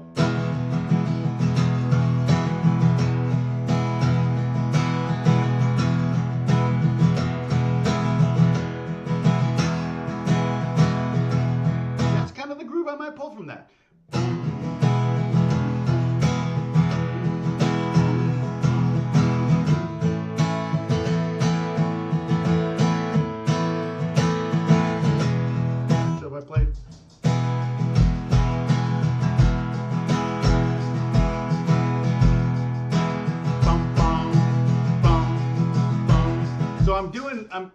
doing the accents based on the kick, and I'm getting the subdivision, whether it's just the eighth notes, or 16th notes from the hi-hat. Well, clearly it's 16th notes on the hi-hat. Now let me go back. Let me add the snare. Here's.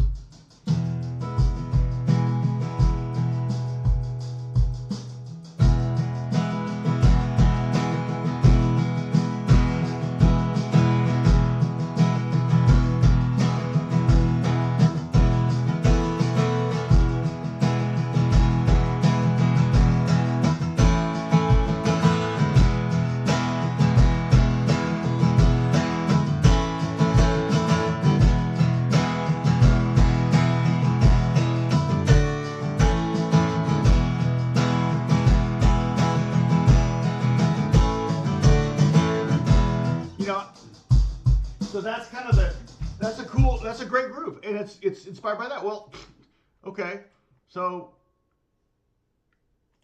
what happens if I put that back? Nothing. Okay, so if I delete that, I'm going to go back to here and get another groove. Here's a different groove.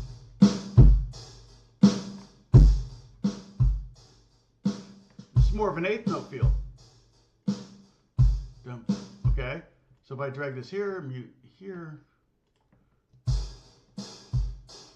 Oh, I got to bring the kick and the snare back. Sorry.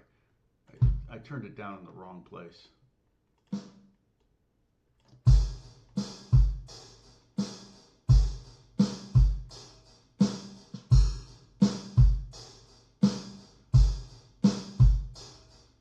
hi-hat. Now the hi-hat's too loud.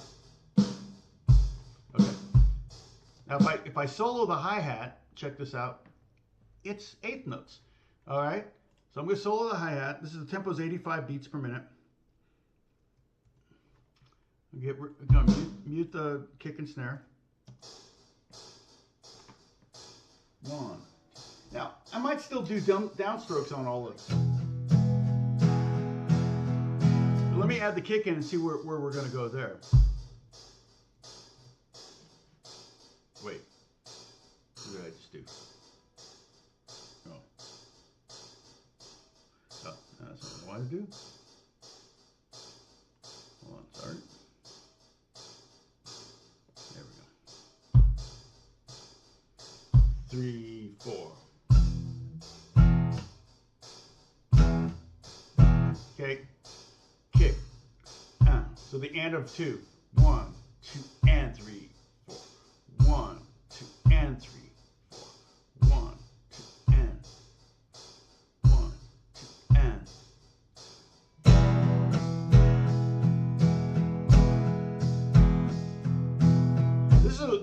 This is a feel where I might be tempted to use the more muting thing.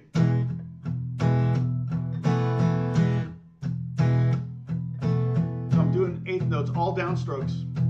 1 and 2 and 3 and 4, but I'm accenting 1 and the and of 2. Okay, and there's no snare yet. I can put the snare back in.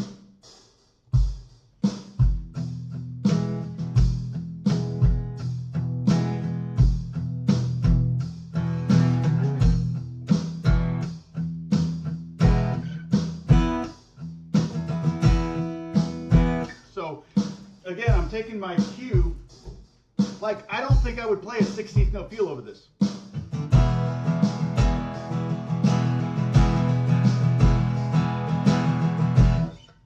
Because the drummer's not doing that. The drummer's just playing a simple eighth note on the hi-hat. So again, getting the cue from the right hand of the drummer, and then the kick is giving me the accents. So you can do that with any song. You can turn on the radio, you listen to the hi-hat, you learn to pick out the hi-hat, and again, listening makes you a better, learning to listen makes you a better musician. But pick out the hi-hat, listen to the hi-hat, see what that's doing, and then listen to the kick drum and see what it's doing. And it could be, if it's a prog song, it's going to be really random and no pattern. But if it's a pop record from any decade, it's going to be pretty redundant. At least the chorus is going to have its vibe and the verse is going to have its vibe. If they have if it's not a loop, it's likely going to change field between verse and chorus. So you have a couple different. So Peroni, that's a way you can get a lot of different grooves. It's just by imitating drums, and so I could go on and on and on. I could actually probably just go to YouTube drum channels, and somebody does a bunch of different fields and go, oh, this is a cool field. It's from this song. Let me see if I can imitate it on guitar. I mean, it's just that kind of thing. So let's see what else.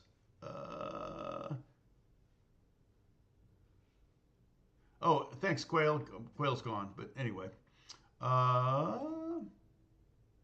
Did Quail answer my question about the?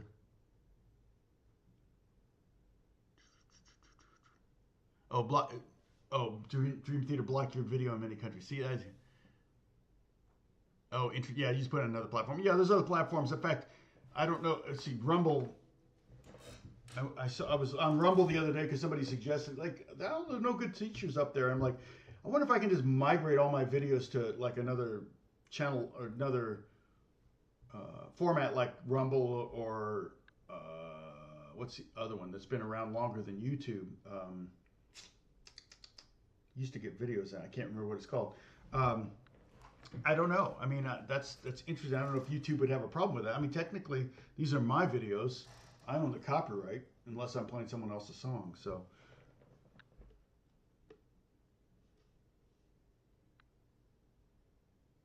right.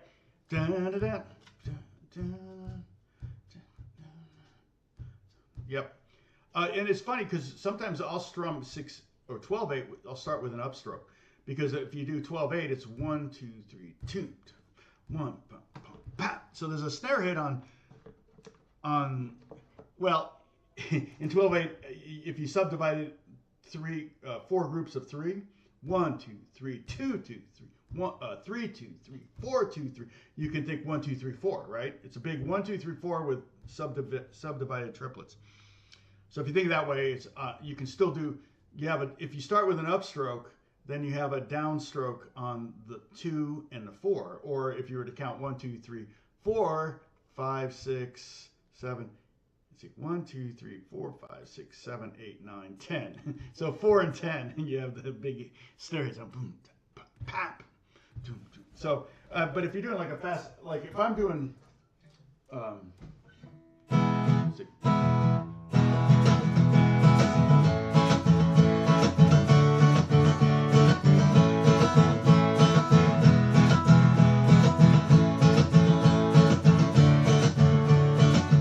That's kind of a South American kind of, not Bolivian,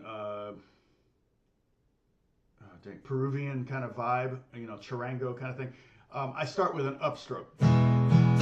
So I can do a snare hit on 2 and 4. And I did a video on that one too. That one's, that's my strumming, what did I call it? I had the Celtic group, the free range. It was the last one I did. My favorite 12/8 groove, okay. And I got a whopping 2,700 views. Dang it! So, but we got a good view count today. My view, Bruce, my Holly, Dennis, Dennis is Dennis here? Yeah, we saw Dennis, right? Or am I mistaken? I guess not. I'm scrolling. Don't see Dennis. Again, Brad, thank you for the coin, and you too, Lena. God bless you. Every little bit helps. These videos really only generate a few pennies, maybe $1 or $2. But again, I apologize. Let me check and see if last week's live was because YouTube will do this thing where they add 1 billion ads, and I'm like, dang it, I did not ask. Nope, good, okay, they didn't do it. In fact, I can put an ad break wherever I want, apparently. Like if right now, I think, where's that button? There's a button here that says insert ad, boom. You guys seeing an ad right now, or is that next time? It's like, it cracks me up that I can do that on the fly. But it actually makes a lot of sense. I should probably use that button. If I'm like, okay, here's a new thought, stick around, here comes a commercial, boom. You know, kind of that thing. I could talk you into a commercial and get so that you'll stick around. So, I'll start inverting basic grooves with an accent. Yeah, just for kicks, exactly. I mean, what's the best groove for a song? Oh, that's a toughie. You know, it just depends. I could come up with 10 or 15 or 20 different ways to play the same song, especially if I've never heard it before. If it's something I'm imitating, I got to do what they're doing. But if I'm in a studio and somebody's saying, "Hey, here's the chords. What should you do on this?" Then that's a different thing altogether. So, all right. So, I think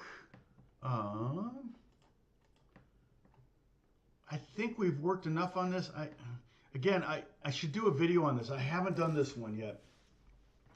I could do a video on this. My strumming groove videos are pretty popular. You know, that's just because they're beginner based. But this one was one that was like, in fact, it was probably good that I did this. This is like a test video. You're my test subjects. How do you feel about that? But now that I've kind of formulated, go, okay, this is not the way this is not the way to teach it. I'll have to do it a different way. I'm going to try to shoot my 251 video this week. I kind of bounced it off Alex on Saturday or Sunday. And he really dug it. He really like, oh, this is really cool. I'm like, yeah, it's pretty cool when you start getting into this thing. And so what I want to do is talk about how to come up with a million different 251 melodic ideas. And and then I'm gonna think I may try to follow it up with some YouTube shorts if I can monetize those. I'm gonna do some research right now. Hey Jeff, I identify as a guinea pig exactly. You all are guinea pigs. But the YouTube short thing might.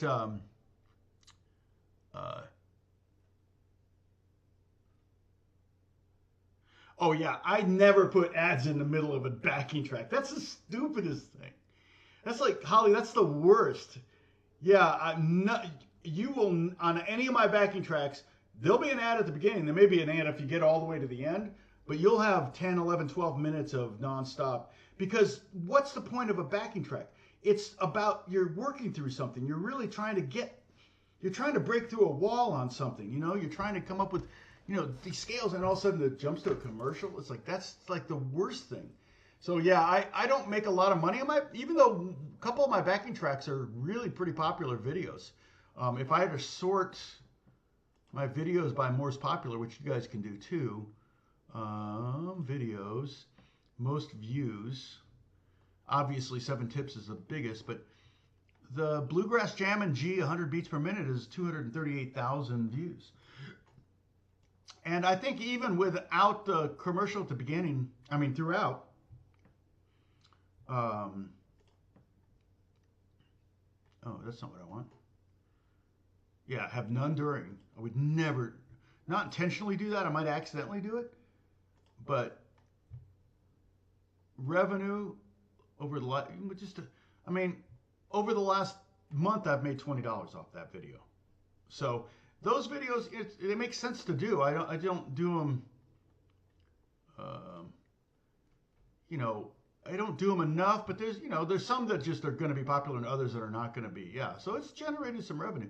There's a couple spikes here and there. It's just a steady crawl, and that thing's like a freaking annuity. I mean, $20 a month, hell, that's more than my musician's pension will be. No, that's not true, but it's like my musician's pension's pretty pathetic. I've not done a lot of union work, so it's just they still have to pay me a pension, but it's just not enough. You know, I'm not counting on it for anything. So that's not why. You know, most of my work is non-union, so this is non-union.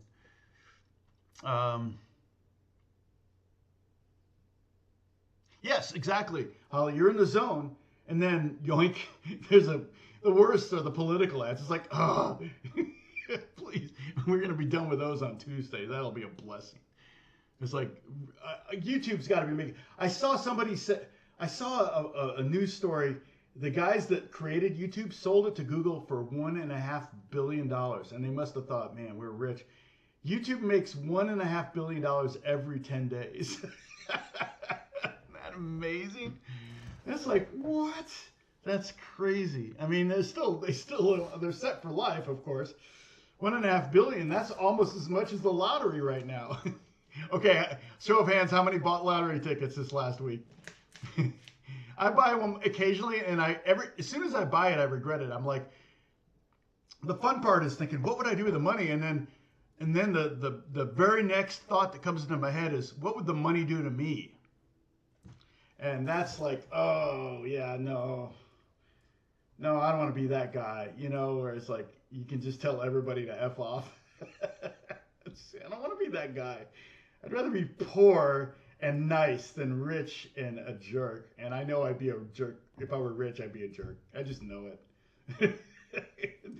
Well, it's like really rich people, like they're very impatient. It's because the only thing you have the same amount of as they do is the number of hours in a day. And it's like they can't buy more time as much as they'd like to. They know they can't. So they get really impatient. It's like, where's my coffee? It's like, yeah, well, you'll get yours after I get mine kind of thing. It's like, so, money can only do so much. But, yeah, so I don't know if anybody else bought a lottery ticket, but I'm like, how would you navigate that? And now it's getting to be so much, it's going to be $2 billion, almost $2 billion. That means the annual version, which is the full amount, is like $50 million a year. Well, why would you need to take the lump sum if you're getting $50 million a year? You don't, for the most people, for anybody, $50 million a year is more than you could ever spend. And so why take the $700 million version and pay all those taxes? You're still paying a lot of taxes.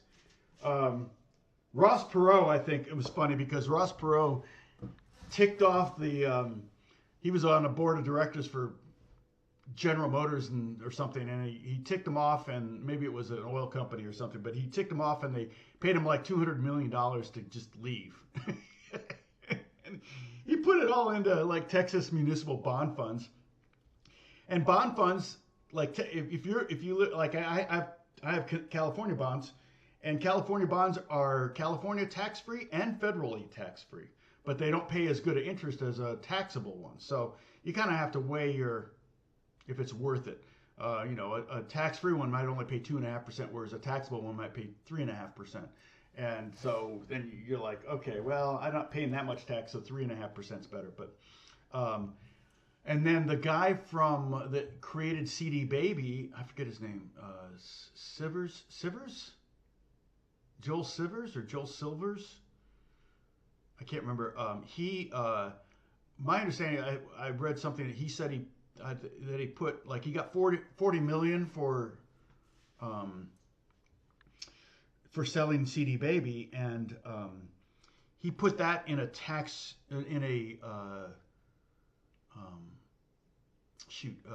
charitable trust. So if you get 40 million and you put it all in a charitable trust, you don't pay taxes. And so what happens is when you die, that money goes to charity. But you can earn interest on that money, and that money comes to you tax-free. So say you got 5% on $40 million, that's $2 million a year tax-free. You could make that last. I could work with that. And that's not life-changing money to the point where you're like, you're going to be a jerk, I don't think. If I had $2 million a year, I mean, I'm trying to make that much now. I'm trying to get you guys to give me that much. So,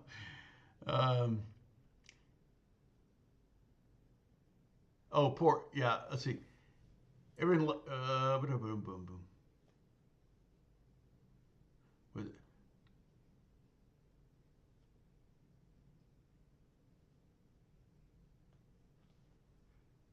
You practice being a jerk in case you win the lottery. Yeah.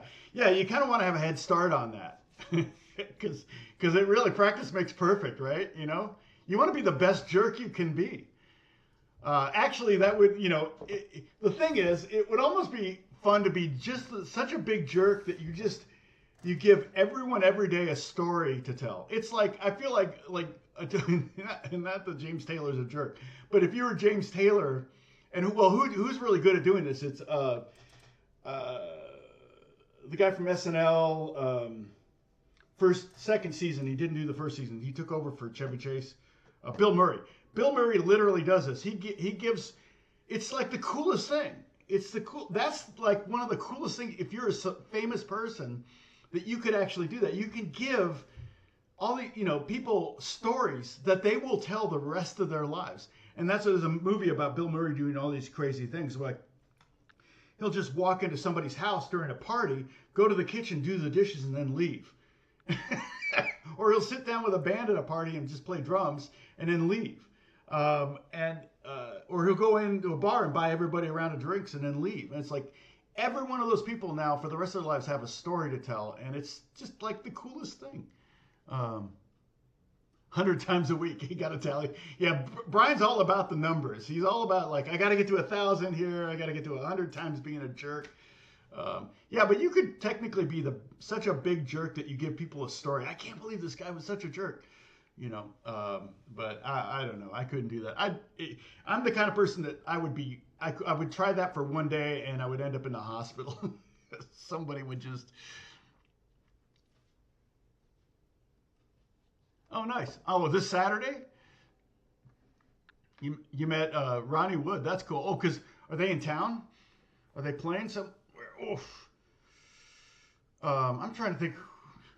I mean, I've met people, but I sometimes work with famous people. I mean, I kind of remember most of the times I've been Justin, I remember him pretty thoroughly, the conversations and things like that, and I doubt he does.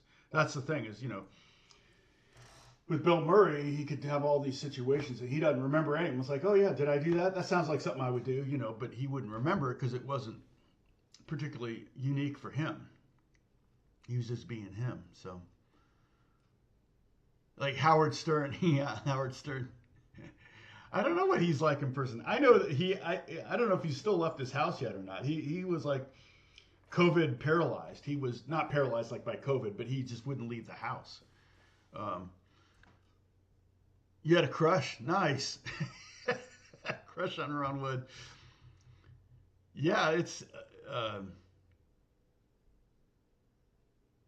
I told you this story about a roommate of mine who was like in Campus Crusade for Christ, and he was a trombone player. So it was like a double nerd hit.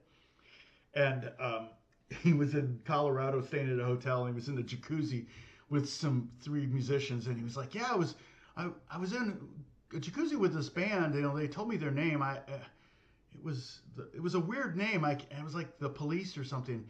And we shared a jacuzzi, and I'm like, wait, you were in a jacuzzi with the Police? He had no idea.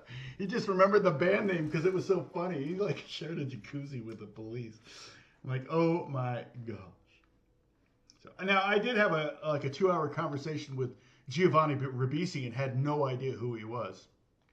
And I think he loved it. That's why we kept talking. We were talking about guitar, and he's a Scientologist. We didn't talk about that, but I did talk about church. But he just, we talked about L.A. and where he worked, lived, and stuff. And I just, it was funny. I've told that story before, though. Double nerd hit. Yeah, Christian ministry and trombone. That's like, boy, you're just not going to be hip ever. There's nothing you can do. Yeah, I used to do. We used to take train up bands for Campus Crusade. That was one of my jobs in the early '80s, and we would take the band to Palm Springs during spring break, where all the college students are getting drunk and getting laid, and we would do these poolside shows. And it was like the corniest, like with skits and everything. It was like so dorky. And at the beginning of the week, the kids were like looking at us like, what do you get? What is this? Up with people? It was so cheesy. And they're just jumping in the pool and they're getting drunk and they're going to their rooms and everything. But by the end of the week, they're like, okay, wait, what are you talking about? Who's this Jesus person? Like, why are you talking? And then they're like, yeah, I'm pretty worn out by this week. Yeah, I could use something different in my life. It was funny. It was like we kind of wore them down. just as the week went on, it was like, wow. I mean, there were some pretty crazy things that happened at some of these things, and it was just funny to watch. But all right, you're monetized. My legacy, I'm monetized. All right, so I am going to. Oh, major sip. What did I say? Bruce, what did I say to be a SIP violation? Oh, trombone. Yeah. You definitely have to. Trumpet players, you know, they have their lip. They got to take care of lip like I have to take care of my fingers. Oh. All right. Let's call it a day. I will talk to you. I will see you next Monday. I may drop another video. I don't know how quickly I'll be able to edit it. I haven't filmed it yet, but I think I know what I'm gonna do. And so we'll see. It's a big subject, and so I'm probably gonna do some YouTube shorts to supplement. All right, I'm gonna look into that right now. But anyway, oh, I've been rubbing my nose. I've been touching my face. Oh. Yeah, that was a COVID no. I think that was just people that were like, they were just trying to get the little people to be gauche, you know, to like, don't pick your nose, you know, don't spit on the sidewalk, you know, let's just spread COVID. And it's like they were just trying to get us to be part of like Victorian polite society. It's like, you know what? Most of us aren't part of that, so. I don't spit on the sidewalk, though. That's gross. All right. Thank you, everybody. On that note, don't spit on the sidewalk. Your mom would be shocked, appalled. So, all right. I'll talk to you later. I'll see you next. Yeah, no worries, Daniel. Thank you for joining in. And I'll see you hopefully next Monday. And we'll continue on this subject, though. Strumming 101, okay? So we may do that free range groove. I don't know. Maybe I'll do the hi-hat groove. I don't know. I love the thing where you're just like listening to a drum groove and try to come up with a groove based on that. That's really cool. That's something that will really. Oh, Scotland Body Cup. Well, we just saw Travis on Saturday night. We saw Travis, the band Travis, in LA. A good Scottish band. They played their whole Invisible Band record. It was a great show. So anyway, God bless you all. Thank you so much for watching. I'll see you next week. Bye bye.